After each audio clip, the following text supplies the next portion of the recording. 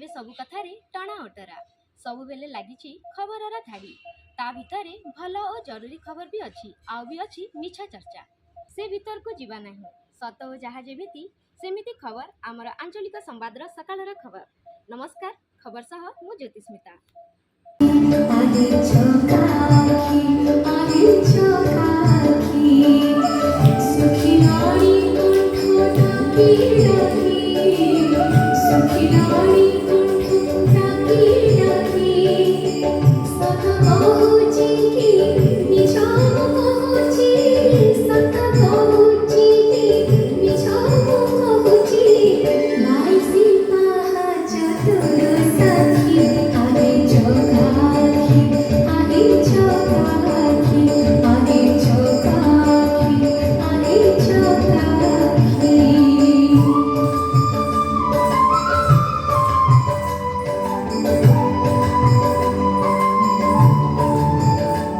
ବଲାଙ୍ଗୀରର ଅଗ୍ରଣୀ ଅନୁଷ୍ଠାନ ଖୁସି କଲଚରାଲ ଓ ରିସର୍ଚ୍ଚ ଏକାଡେମୀର ବାର୍ଷିକ ଉତ୍ସବ 2024 ସ୍ଥାନୀୟ ଟାଉନ ବାଳିକା ଉଚ୍ଚ ବିଦ୍ୟାଳୟ ମୁକ୍ତ ମଞ୍ଚରେ ଶ୍ରୀ ପୂର୍ଣ୍ଣଚନ୍ଦ୍ର ତ୍ରିପାଠୀଙ୍କ ସଭାପତିତ୍ୱରେ ଅନୁଷ୍ଠିତ ହୋଇଯାଇଛି।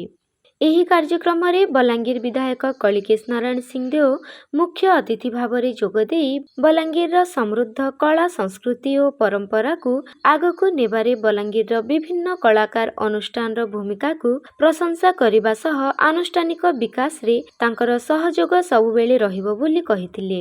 ସମ୍ମାନିତ ଅତିଥି ଭାବରେ ବଲାଙ୍ଗୀର ପୌର ଅଧ୍ୟକ୍ଷା ଶ୍ରୀମତୀ ଲିକା ସାହୁ, ନାଟ୍ୟଭୂଷଣ ଜଗଦାନନ୍ଦ ଛୁରିଆ ଯୋଗଦେଇ ସଙ୍ଗୀତ ନୃତ୍ୟରେ ବଲାଙ୍ଗୀରର ବିଶେଷତ୍ୱ ଓ କଳାକାରମାନଙ୍କ ଉଦ୍ୟମକୁ ପ୍ରଶଂସା କରିଥିଲେ। ଅନୁଷ୍ଠାନର ସମ୍ପାଦିକା ଗୁରୁ ସୁଶ୍ରୀ ଜ୍ୟୋତିରେଖା ତ୍ରିପାଠୀ ବାର୍ଷିକ ବିବରଣୀ ପାଠ କରିଥିଲେ। କବି ରତ୍ନମୟ ତ୍ରିପାଠୀଙ୍କ ମନୋଜ୍ଞ ସଂଯୋଜନାରେ ସଭା କାର୍ଯ୍ୟ ଓ ସାଂସ୍କୃତିକ କାର୍ଯ୍ୟକ୍ରମ ପରିବେଷଣ କରାଯାଇଥିଲା। ଅନୁଷ୍ଠାନର ଛାତ୍ରୀମାନେ ଓଡ଼ିଶୀ, ଲୋକନୃତ୍ୟ ଓ ଆଧୁନିକ ଫ୍ୟୁଜନ ନୃତ୍ୟ ପରିବେଷଣ କରି ଉପସ୍ଥିତ ଦର୍ଶକମାନଙ୍କୁ ବିଭୋର କରିଦେଇଥିଲେ।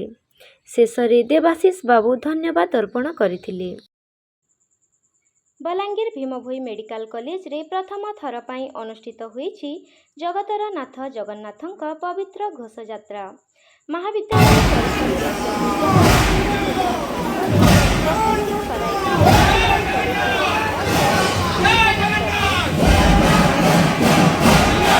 ଡାକ୍ତର ଅନିମେଶଙ୍କ ସହ ସାଂସ୍କୃତିକ ସମ୍ପାଦକ ଜ୍ୟୋତିପ୍ରକାଶ ମେହେର, ସୁରଜ ବିଶ୍ୱାଳ ଓ ଅନ୍ୟମାନେ। ପରେ ରଥଟଣା ଅନୁଷ୍ଠିତ ହୋଇଥିଲା। ବଲାଙ୍ଗୀରରେ ରଥଯାତ୍ରାର ପରମ୍ପରା ବହୁ ପ୍ରାଚୀନ। ସମ୍ଭବତଃ ପାଟଣା ରାଜ୍ୟର ଶାସନ ମୁଖ୍ୟ ରମାଇ ଦେଓଙ୍କ ସମୟରୁ ଏହା ଆରମ୍ଭ ହୋଇଥିବା ଜଣାପଡ଼େ। ଚଳିତ ବର୍ଷ ପବିତ୍ର ଘୋଷଯାତ୍ରା ଅବସରରେ ବଲାଙ୍ଗୀର ଜିଲ୍ଲା ସୂଚନା ଓ ଲୋକସମ୍ପର୍କ ବିଭାଗର ଆୟୋଜନରେ ଏହି ଘୋଷଯାତ୍ରାର ଧାରା ବିବରଣୀ ପ୍ରଦାନ କରାଯାଇଥିଲା।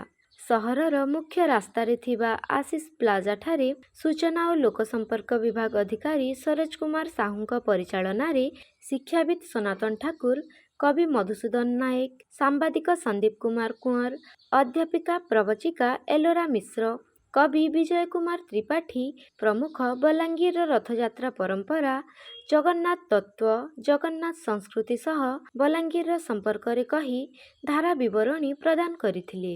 ଏହି କେନ୍ଦ୍ରରେ ଜିଲ୍ଲା ସୂଚନା ଓ ଲୋକସମ୍ପର୍କ କାର୍ଯ୍ୟାଳୟର କେଶବ ବାଗ, ସୁରେଶ ପଟେଲ, କମଳାକାନ୍ତ ସାହୁ ପ୍ରମୁଖ ସହଯୋଗ କରିଥିଲେ।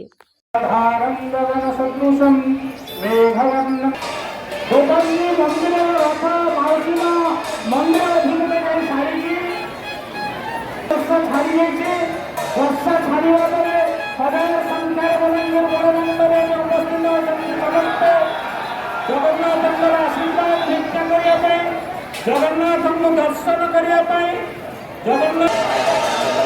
ଜଗନ୍ନାଥ ଶକ୍ତିପୀଠରେ ଆଲୋକ ଭାବ ବୈଦିକ ଋଷିମାନେ ମଧ୍ୟ ସେ ଗୋଟେ ଆଶୀର୍ବାଦ ଦେଉଥିଲେ ସାଧାରଣ।